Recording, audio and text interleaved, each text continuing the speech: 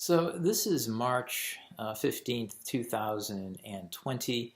It's a rainy, gloomy day in California, and we're all indoors because of the coronavirus pandemic. So I thought it would be an ideal time to provide an update on my experiment with niacinamide and metformin. I started this therapy in January of 2016, and I continue it up until today. And in a brief update, I'm doing extremely well. I feel well. I have lost a considerable amount of weight, and that weight has stabilized. My sleep quality is excellent. My endurance and stamina remains good. I'm quite pleased with the experiment, and I'll continue it for the time being. And just to give context to why I began this therapy, I'm a physician. I use medications every day on patients, and my job is quite demanding. It requires multitasking and sometimes making up to 30 critical decisions every hour. And you have to be right every single time because people's lives depend upon it. And in my 40s and when I hit 50, I noticed that my acuity and my short-term memory were not as sharp as they once were. But also I recognized physically that I had begun to develop the classic stigmata of age, and that is I had developed central obesity, love handles, face had become fuller. My diet hadn't really changed, but nevertheless the pounds kept accumulating. Sleep quality was very poor, and my hours were very long. So I did I would argue, a due diligence of research on the existing science at the time on what could be done. And the research on metformin and niacinamide that was available to me back in 2015 was quite compelling and convincing. It was rich. It was both laboratory and human study based. And I thought that the combination of both metformin and niacinamide would be a good initial trial of therapy. And I fully realized at the time that all the data I was looking at was correlative and not causative. And as you learn in logic class in college, correlation does not equate with causation. But if you were betting on the odds, I would say the odds were pretty good this combination would have some type of beneficial impact on the aging process. And I chose metformin with niacinamide because looking at the data, both are synergistic. The toxicity of niacinamide, being hyperglycemia, is mitigated by metformin. And then metformin is a mitochondrial complex 1 poison. That's how it works. And I thought that would be mitigated by the mitochondrial recovery components of niacinamide, and that's why the choice was then initiated. When I look back historically in the 80s and 90s when I was in college and med school, there were just as many advocates of particular nutraceuticals, pharmaceuticals, dietary habits to extend life or to improve the quality of life, to improve health span, with renowned expert testimonials. And I'm sure a great deal of money was made back then with very little, if any, credible research. Looking back historically now in 2020, all of those people are dead or nearly dead. So the truth of any therapy that makes the claim to extend or improve quality of life or health span or lifespan is determined by time. It has to pass the test of time. And that's why I'm here and presenting this video. So I'm not advocating that any listener start using these therapies based on what I said or from my presentations. I'm only providing an update on my personal experience with metformin and niacinamide and nothing more. There are currently 3 human trials looking at anti-aging medications in the literature that have begun or are set to begin. One is with metformin, another one is with a drug called Fisetin, and a third with rapamycin, Rapamune. And these are human trials. They'll take many years to complete, and it'll be many years in the future before the general public has access to this data. And I, like the rest of you, do not have that span of time to wait until the data is released. I will attempt to minimize the stigmata of aging with augmented treatments like the one I have, or new ones, until more additional and useful information is made available. There are 5 principles I've adopted while using these therapies that I think are helpful and have been very helpful to me. And the first principle is only start one nutraceutical or pharmaceutical at a time. And that's to gauge adverse events and toxicity. You don't want to be an adverse event. It's a bad experience. It sets you back. And so that's the first principle, only one drug at a time. I initially started metformin. I waited a couple months, gauged the effects on my body, and then I began niacinamide. The second principle is start at the low end of dosing and then increase gradually monthly thereafter. I started metformin at 250 milligrams a day, and I waited a month or two, and then I increased the dose. Maximum dose of metformin, truly that's safe, is no more than 2,000 milligrams a day. Same with niacinamide. I started at 250 milligrams once a day after several months of being on metformin, and I gradually increased the dose. I think it's been demonstrated that a dose maximum of 2,000 milligrams is pretty safe. However, there are those people out there who may have or develop toxicity at that dose. The therapeutic window for both of these drugs is very narrow. And remember, more is not better. More just means more toxicity after a certain point. The third principle, if a medication makes you ill, stop it, give yourself a hiatus of a week or two, and then restart it. If it makes you ill again, then it's not for you. Move on to something else. Fourth principle, these drugs take a long time to work.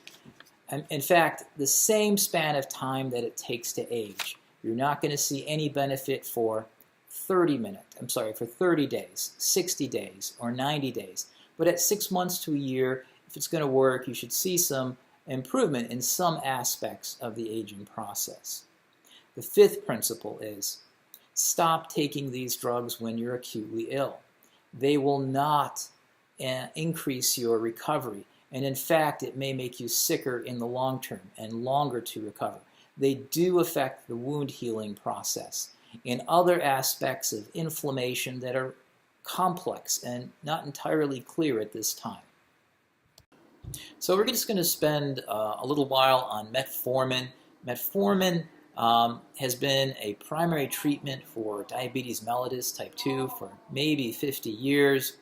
It's derived from the French lilac plant. It's called a biguanide. Its benefits in diabetics are that it decreases glucose production from the liver and enhances insulin sensitivity to target tissues, has a remarkable safety profile, and a very well-defined toxicity. And its toxicity primarily is limited to the gastrointestinal tract, flatulence, bloating, malaise, nausea, dyspepsia, maybe loose stools. And I've experienced all those side effects. And what I've really come to realize is that if you consume a typical American diet and try to take metformin, you're going to have all those symptoms. They're mutually incompatible. I do not know if it's just metformin or the combination of metformin and niacinamide that initiated this response that I had, this aversion to glucose-rich foods. But the medication combination makes it very blatant, and it compels you to eat a different kind of food, to stay away from glucose-rich foods. It's very compelling.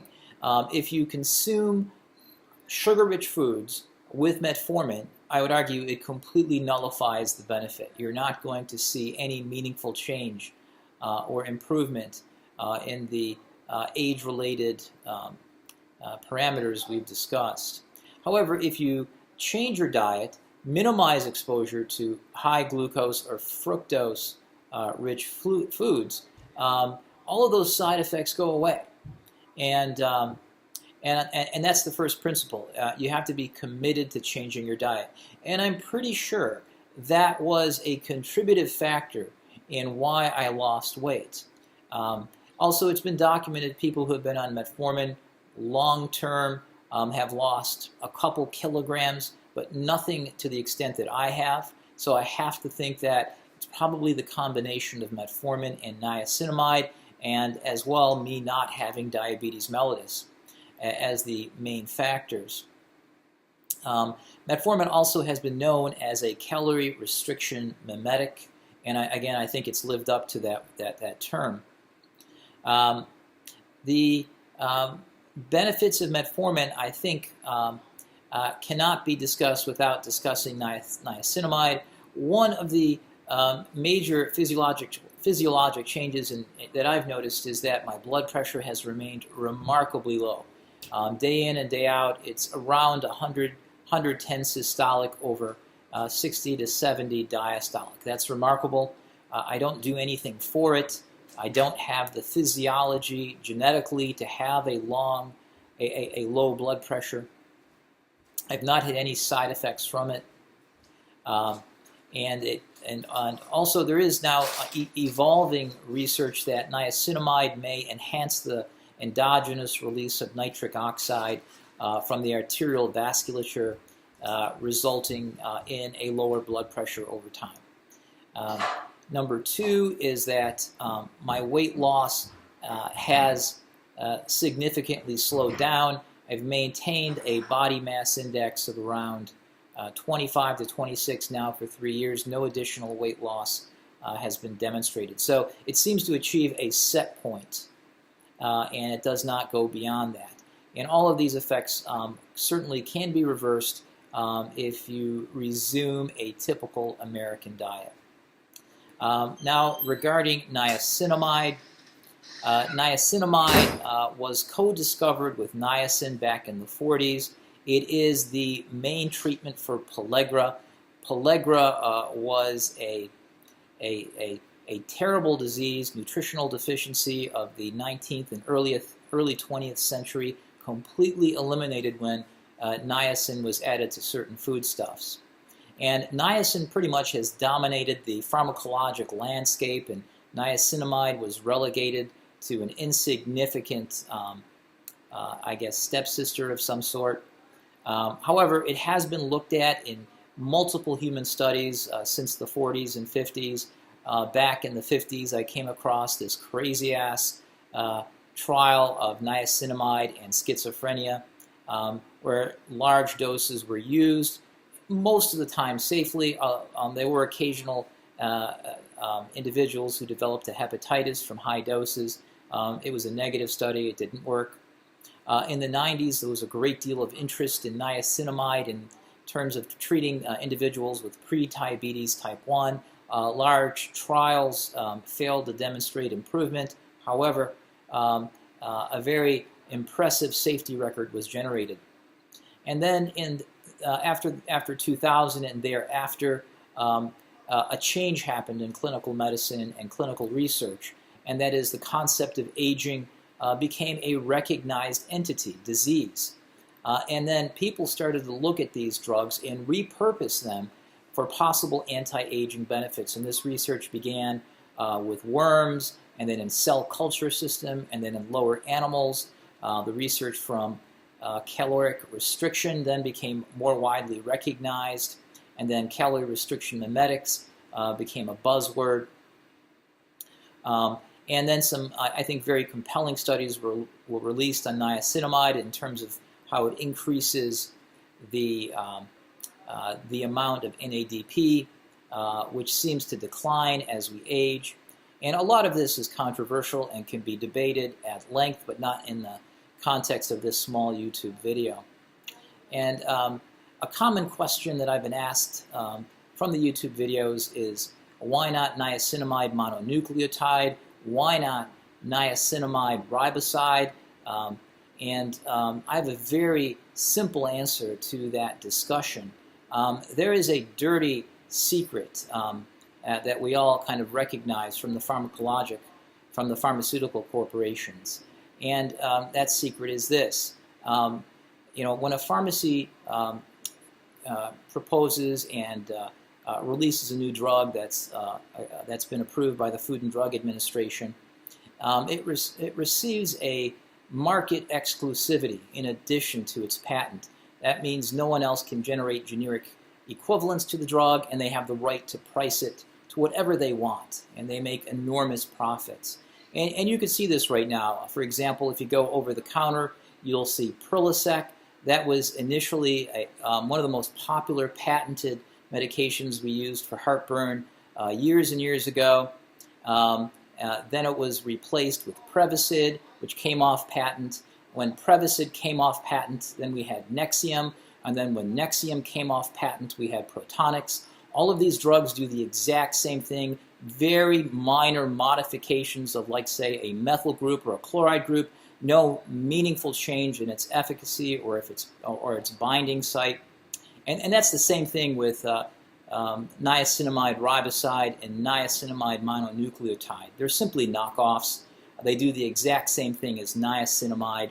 They'll provide you no additional benefit, but they're incredibly more expensive, and they'll hurt your wallet. But if you have the money and you choose to use them, there's nothing wrong with them. They're perfectly fine. They do the exact same thing.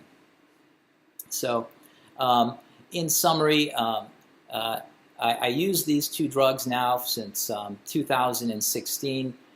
One thing that also became apparent is that while using them, I would measure my lipid profile, my cardiovascular risk profile, and it was clearly evident to me they do nothing to improve your cardiovascular risk profile in terms of cholesterol, total cholesterol, HDL, or LDL.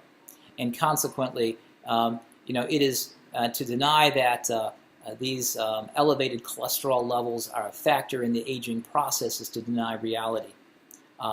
It's one of the unifying themes for cardiovascular risk and the development of strokes and heart attacks is a poorly managed total LDL and total cholesterol level. So it became quickly apparent to me that I needed to do something about that. I started a statin. It doesn't really matter which one. There's a multitude out there. And when you start statins, there's an incredible negative connotation, I guess, in the community about these drugs, maybe because of their side effect profile. You have to adjust the statins to your own physique. If you become ill with them, you go back to your physician, and he gives you a different one, or she gives you a different one. And you try it. Sometimes you can do an every other day regimen. There are a lot of ways to get around it, but it most certainly is a major factor in the overall syndrome of aging, and it's reversible. It's treatable in 2020. It shouldn't be disregarded. So hopefully this information was useful.